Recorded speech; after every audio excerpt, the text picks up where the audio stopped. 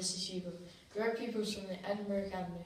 They will be interviewing Scottish rugby legend Mike Blair, and they will be interviewing on Scottish career, and the time at Edinburgh Academy, Six Nations and club career.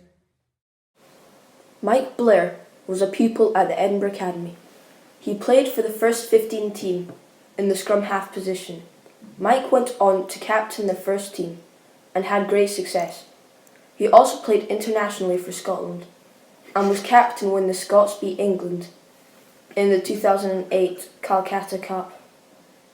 Mike Blair's club career included spells at Edinburgh, Brive in France and Newcastle. Now he is playing for Glasgow Warriors. Let's go meet him. Can you tell us about your first game for Scotland? I got capped for Scotland against Canada in 2002, which feels a long time ago now.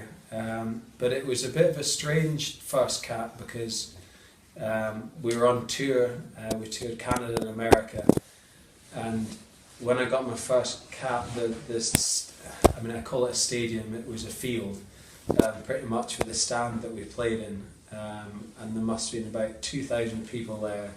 It was quiet, we lost the game, so in terms of what you grew up as a kid trying to get this first cap, it wasn't exactly that. I had to wait till the next Six Nations to really feel like I was part of the Scotland squad. So it was a great, I was very proud to get that honour of the first cap, but it was a funny first experience.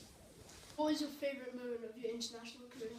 I think in 2008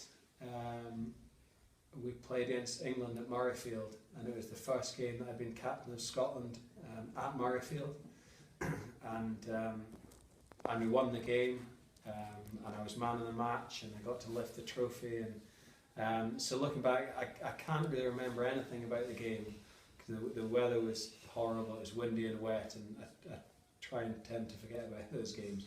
But as an experience and as a result, that was one of my favourite games. How did you feel when you played your last game for Scotland? I didn't know at the time it was going to be my last game. I played against, it was South Africa in 2012, and I'd been thinking about retiring from playing for Scotland. My family had just moved over to France. I'd moved to play with Brive.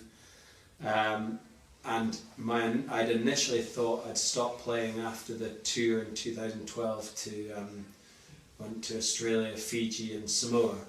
And I originally thought I'd stop after that before moving to France, but I loved it so much that I thought I'll give it one more go.